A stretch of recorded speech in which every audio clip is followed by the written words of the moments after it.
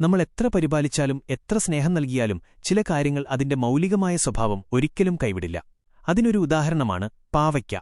പാവയ്ക്കയുടെ കയ്പ് മാറ്റാൻ നിങ്ങളത് തേനൊഴിച്ച് വളർത്തിയാലും വളത്തിനു പകരം പഞ്ചസാര നൽകിയാലും അതിന്റെ വിളവെടുപ്പ് നടത്തുമ്പോൾ ആ കയ്പ് അവിടെ തന്നെ ഉണ്ടാകും. കാരണം കയ്പ് എന്നത് അതിന്റെ പുറമോടിയല്ല, മറിച്ച് അതിന്റെ സ്വത്വമാണ്. നമ്മുടെ ജീവിതത്തിലും ഇത്തരത്തിൽ ചില മനുഷ്യരുണ്ട്. അവരെ എത്ര തിരുത്താൻ ശ്രമിച്ചാലും എത്രമാത്രം നന്മ അവർക്ക് ചെയ്തുകൊടുത്താലും അവസരം വരുമ്പോൾ അവർ തങ്ങളുടെ യഥാർത്ഥ സ്വഭാവം പുറത്തെടുക്കുക തന്നെ ചെയ്യും. ചിലപ്പോൾ നമ്മൾ ചിന്തിക്കാറുണ്ട്, ഞാൻ ഇത്രയധികം സ്നേഹിച്ചിട്ടും എന്തുകൊണ്ടാണ് അവർ എന്നെ വേദനിപ്പിക്കുന്നത്?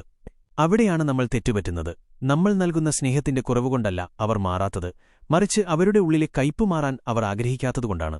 നമ്മൾ എത്രയൊക്കെ മധുരം വിളമ്പിയാലും സ്വന്തം സ്വഭാവത്തിൽ മാറ്റം വരുത്താത്തവരോട് പൊരുതി ജയിക്കാൻ നമുക്കാവില്ല. അവിടെ സ്നേഹം ഒരു ബലഹീനതയായി മാറുകയാണ് ചെയ്യുന്നത്.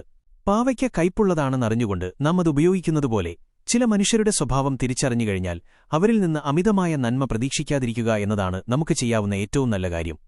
നമ്മുടെ മനസ്സിൽ സമാധാനം കളഞ്ഞുകൊണ്ട് മറ്റൊരാളെ നന്നാക്കാൻ ശ്രമിക്കുന്നത് വെറുതെ മണലിൽ കൊട്ടാരം പണിയുന്നതുപോലെയാണ്. സ്നേഹവും പരിഗണനയും അർഹിക്കുന്ന ഒട്ടേറെ നല്ല മനസ്സുകൾ നമുക്കു ചുറ്റുമുണ്ട്. മാറാൻ തയ്യാറല്ലാത്ത നിങ്ങളുടെ വില മനസ്സിലാക്കാത്ത ആളുകൾക്ക് മുന്നിൽ മധുരം വിളമ്പുന്നത് നിർത്തുക. ആ സ്നേഹം നിങ്ങളെ സ്നേഹിക്കുന്നവർക്കായി മാറ്റിവെക്കുക.